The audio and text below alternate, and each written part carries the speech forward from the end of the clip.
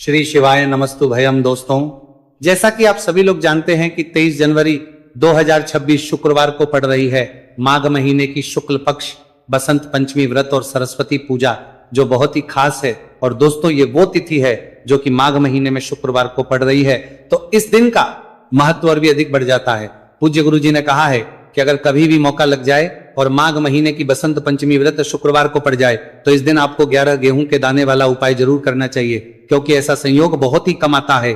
और दोस्तों, इसी दिन किया जाने वाला पंडित जी द्वारा बताया गया 11 गेहूं के दाने वाला उपाय आप लोगों को जरूर करना चाहिए। और अगर आप लोगों ने इस उपाय को नहीं किया है या किसी कारणवश नहीं कर पाए हो तो बसंत पंचमी के दिन इस उपाय से मत चूकना। दोस्तों देखिए, ये दिन इतना खास होता है, इतना महत्वपूर्ण होता है।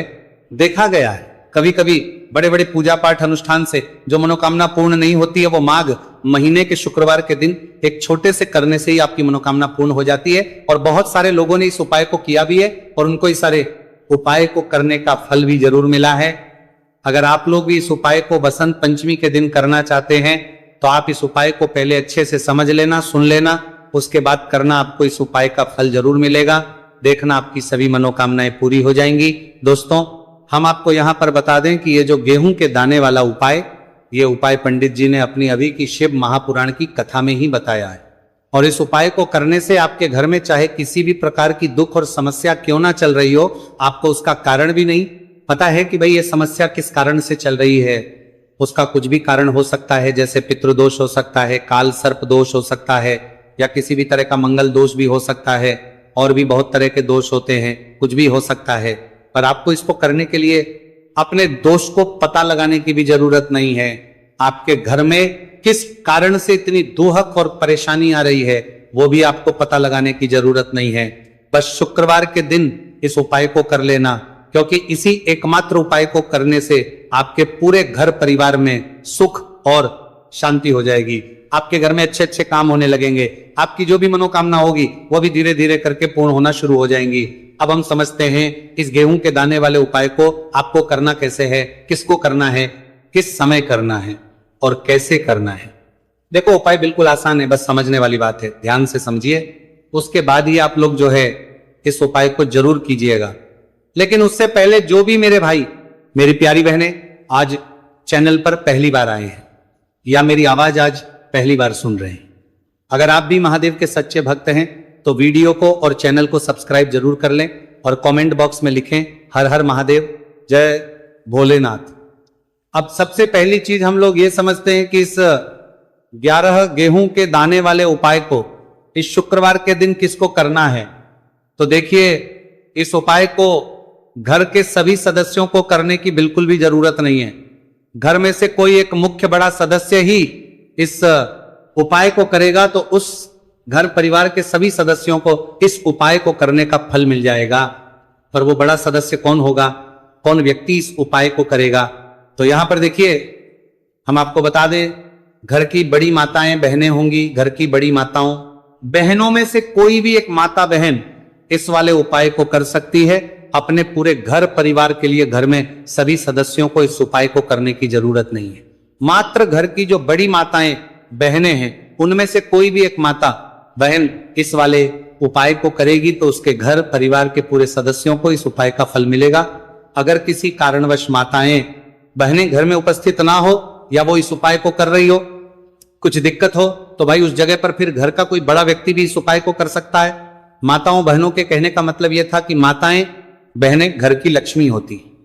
जब घर की लक्ष्मी कोई उपाय करती है तो निश्चित ही भगवान शिव जी बहुत जल्दी प्रसन्न होते हैं और उपाय का फल में बहुत जल्दी और बहुत बड़ा करके भी यहां पर देते हैं।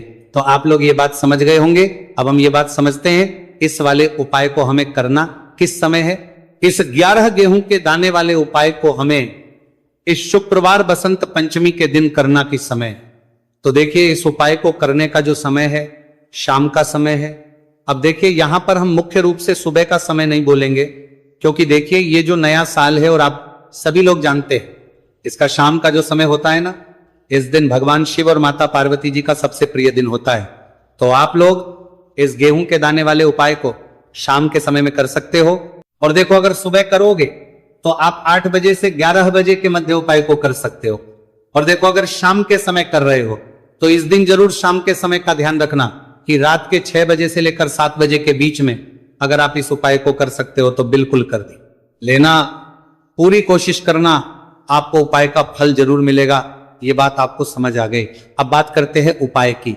देखो गुरुजी ने कहा है कि अगर शुक्रवार के दिन बसंत पंचमी व्रत पड़ जाए तो इस दिन आपको 11 गेहूं के दाने वाला तो अवश्य ही करना चाहिए। देखो ये उपाय, यदि आपके जीवन में कर्जा बहुत अधिक है, आपके जीवन में संकट बहुत अधिक रहते हैं, आपके ऊपर बहुत अधिक विपदा आ रही है, बार बार आपको अपने व्यापार में और अपने धन में हानि देखने को मिल रही है, यानी कि आपको प्रत्येक कार्य में हानि हो रही है, तो बार बार अपनी विपदा आ रही है, तो मंत्र नाम अमर बार बार अपने विपदा आ रही है, आपको ये उपाय करना चाहिए। देखिए इस उपाय के लिए आपको 11 गेहूं के दाने आपको लेने हैं, ठीक है। 11 लेने के बाद में आपको जरूरत होगी चावल के दानों की, 11 चावल के दाने और 11 गेहूं के दाने, और चावल के दाने खंडित नहीं होने चाहिए। अब आप कहोगे भैया गेहूं कहां से लेने हैं? देखो आपको किसी भी किराना स्टोर पे गेहूं के दाने मिल जाएंगे, जाके ले लेना, ठीक है ना। 11 गेहूं 11 चावल के दाने लेने हैं। साथ ही साथ आपको एक तांबे का लोटा लेना है और उस तांबे के लोटे में आपको जल भरना है।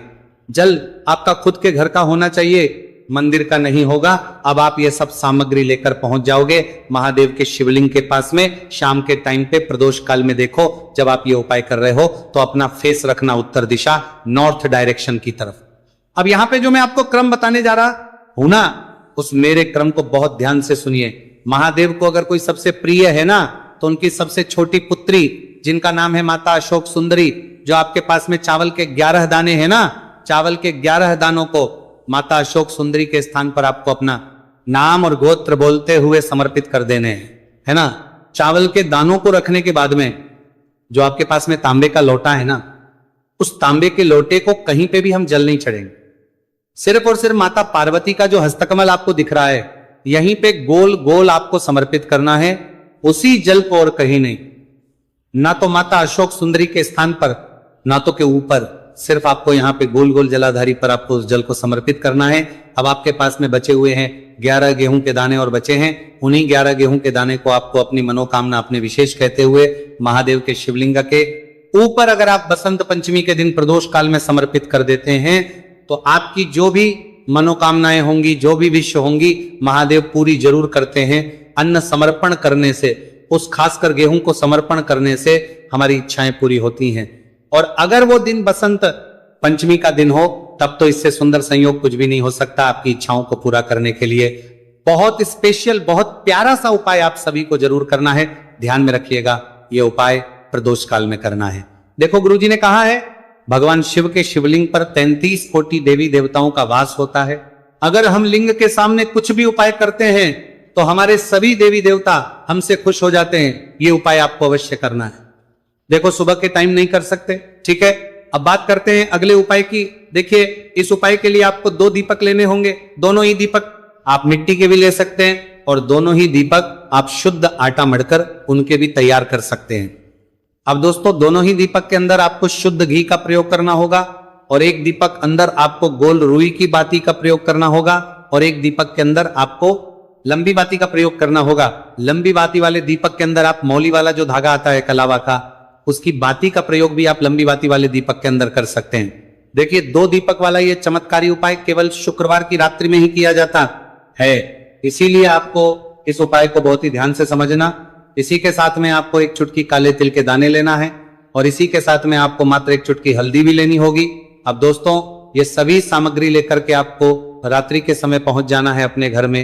जहां कहीं भी तुलसी जी का पौधा, तुलसी माता का निवास स्थान है, वहां पर देखिए दोस्तों सबसे पहले तो आपके पास जो एक गोल बाती का दीपक, उसे आपको तुलसी जी के वहां पर प्रज्वलित करना है। दीपक को प्रज्वलित करते समय आपको ओम नमो भगवते वासुदेवा या इस मंत्र का 11 बार जाप कर लेना है। अब देखिए दोस्तों, आप जो 1 चुटकी काले तिल के दाने लेकर के आए हैं, उन्हें आपको अपने सीधे हाथ में रखना है और जो आपने गोल बाती वाला दीपक प्रज्वलित किया है माता तुलसी जी के वहां पर, उसके ऊपर से आपको इन 1 चुटकी काले तिल को घड़ी की दिशा में घुमाना है। आपको अपना नाम और अपनी गोत्र को बोल देना है और फिर आपको इन काले तिल को उससे जलते हुए दीपक के अंदर डाल देने हैं। देखिए काले तिल भगवान विष्णु के पसीने से उत्पन्न हुए हैं, और जब हम यह दीपक रात्रि में प्रज्वलित करते हैं तो इससे हमें हमारे कर्ज में राहत मिलती है, हमारे जीवन में धन प्राप्ति के नए नए मार्ग खुलते हैं, हमारा अगर कोई भी कार्य रुका हुआ है तो वह भी परिपूर्ण होता है। देखिए गोलबाती का जो दीपक है, विशेषकर हम माता तुलसी के वहां पर भगवान विष्णु और माता लक्ष्मी के निमित्त प्रज्वलित कर रहे हैं। इस प्रकार से आपको ये दीपक प्रज्वलित कर देना है। अब जो आपके लंबी बाती का दीपक है, एक चुटकी हल्दी है, तो इससे आपको लेकर के पहुंचना है अपने घर के मंदिर में। आपके घर के मंदिर में माता लक्ष्मी की जो भी प्रतिमा ही मूर्ति है, उनके सामने सबसे पहले तो आपको ये लंबी बाती का दीपक रखना है।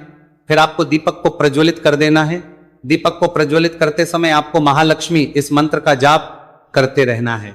अब दोस्तों, आपके पास जो एक छुटकी हल्दी है उसे आपको अपने सीधे हाथ में रखना है, और इस एक छुटकी हल्दी को आपको उस दीपक के ऊपर से 11 बार घड़ी की दिशा में घुमाना है, और आपको महालक्ष्मी नमः मंत्र का जाप करते रहना है। और इस एक छुटकी हल्दी को आपको उसे दीपक के अंदर डाल देना है। देखिए, एक चुटकी हल्दी वाला जो दीपक है आपके जीवन से दुर्भाग्य को समाप्त करता है, माता लक्ष्मी की आपको कृपा प्राप्त करवाएगा, धन प्राप्ति के आपके जीवन में नए मार्ग बनाएगा। देखो, अगला उपाय है वो भी बहुत ज्यादा खास है। तीनों उपाय को आप जरूर सुनना, क्योंकि जो आपको अच्छा लगे वो उपाय आप कर सकते हैं। देखिए, इस उपाय के लिए आपको 2 हरी इलायची लेनी होगी। हरी इलायची आपको साबुत लेनी है, खंडित नहीं होनी चाहिए। और इसी के साथ में आपको मात्र थोड़ा शहद लेना है। शहद आपको मात्र आधा चम्मच या फिर उससे भी कम ले लेना है। और इसी के साथ में आपको एक दीपक ले। दीपक आप चाहे तो मिट्टी का भी ले सकते हैं, और आप चाहे तो शुद्ध आटा मढ़कर उसका दीपक भी आप तैयार कर सकते हैं। इस दीपक के अंदर आपको मौली का जो धागा आता है कलावा का, उसकी बाती का प्रयोग करना होगा। यानी कि इस दीपक के अंदर आपको लाल रंग की बाती का प्रयोग करना होगा, और इस दीपक के अंदर आपको शुद्ध घी का प्रयोग करना होगा। अब ये सारी सामग्री लेकर के आपको अपने घर में जो भी मंदिर है वहां पर पहुंच जाना है, और आपको मां लक्ष्मी के किसी भी स्वरूप के सामने बैठ जाना है। अगर माता लक्ष्मी की फोटो है, माता लक्ष्मी की प्रतिमा है, तो उनके सामने आपको बैठ जाना है। अगर माता पार्वती की प्रतिमा है तो उनके सामने आपको बैठ जाना है। यानी कि किसी भी माता के स्वरूप के सामने आपको बैठ जाना है। अब देखिए, सबसे पहले तो आपको माता रानी के सामने से चावल की ढेरी बना देनी है, यानी कि सी अक्षत के दाने आपको माता रानी के सामने रखना है। उसके बाद आप एक दीपक लेकर के गए हैं, उस दीपक को आपको उन्हीं चावल के दानों के ऊपर रख देना है, और फिर इस दीपक को आपको माता रानी के सामने प्रज्वलित कर देना है। देखिए, इस दीपक को प्रज्वलित करते समय आपको लक्ष्मी नम इस मंत्र का लगातार जाप करते रहना है। दीपक को प्रज्वलित करने के बाद आप जो 2 हरी इलायची लेकर के गए हैं, उसमें से 1 हरी इलायची को तो आपको उसी दीपक के अंदर डाल देनी है, और वहीं पर आपको से कम 21 बार ओम महालक्ष्मी नमः इस मंत्र का जाप कर लेना है। अब आपके पास जो शहद है और एक हरी इलायची है, उसे सीधे आपको लेकर के पहुंच जाना है भगवान शिव के मंदिर में। पूज्य गुरुजी ने बताया है कि यह उपाय आपको सिर्फ और सिर्फ शाम के समय ही करना होगा। शाम को जब भी सूर्यास्त का समय होता है तो उस समय आपको यह उपाय करना है। लेकिन सबसे पहले तो आपके पास जो एक हरी इलायची है उसे आपको उस शहद के अच्छे से डुबो देना है, यानी कि शहद का लेपन उसे हरी इलायची के ऊपर चारों तरफ आपको कर देना है। अब ये जो शहद से युक्त हरी इलायची है, इससे आपको भगवान शिव के शिवलिंग पर अर्पित कर देनी है, और आपको वो श्री शिवाय नमस्तुभयम इस मंत्र का लगातार जाप करते रहना है। फिर इसके बाद आपको एक लोटा जल भी अपने साथ लेकर के जाना है, तो ये एक लोटा जल भी आपको धीरे धीरे शिवलिंग पर समर्पित कर देना है, और आपको इस मंत्र का जाप करते रहना है। फिर इसके बाद आपको अपने घर आ जाना है। इस प्रकार से आपको ये उपाय कर लेना है। तो चलिए दोस्तों, जान लेते हैं गुरुजी द्वारा बताए गए दूसरे उपाय के बारे में। देखिए, इस उपाय के लिए आपको लेना है 11 चावल के दाने। गुरुजी ने कहा है चावल के दाने खंडित नहीं लेने हैं, बिल्कुल साबित होने चाहिए। उसके साथ में आपको लेना है एक बेलपत्र। बेलपत्र का भी नियम है, अगर आपके पास बेलपत्र नहीं है तो आप शिवलिंग से उठाकर उसको पुनः शुद्ध जल से धोकर इस्तेमाल कर सकते हैं। इस प्रकार आपको बेलपत्र लेना है। इसके बाद आपको एक लोटा जल लेना है।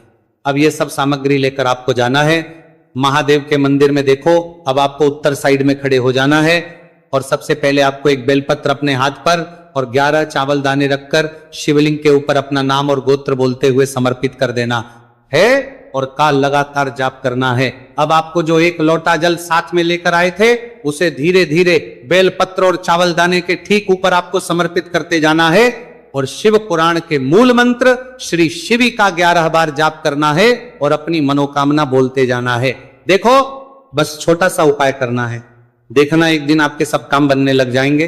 गुरुजी का बहुत ही विशेष उपाय है। चलते हैं तीसरे उपाय के। देखिए, देखो, इस उपाय के लिए आपको लेना है एक गोलबाती का दीपक। आप चाहे तो मिट्टी का ले सकते हैं या फिर घर से शुद्ध आटा मढ़कर उसका दीपक आप तैयार कर सकते हैं। इसके बाद आपको लेना है शुद्ध गाय का घी। अगर वो नहीं है तो कोई भी देसी घी इस्तेमाल कर सकते हैं, जिससे आपको दीपक प्रज्वलित करना है। देखो, अब ये सब सामग्री लेकर आपको जाना है प्रदोष काल में आपके घर पर तुलसी जी के घेरे के पास में। देखो, ये उपाय तो आपको अवश्य करना है। देखो, वहां पहुंच सबसे पहले वो दीपक आपको प्रज्वलित कर देना है और ओम नमो भगवते वासुदेवाय नमः का 11 बार जाप करना है।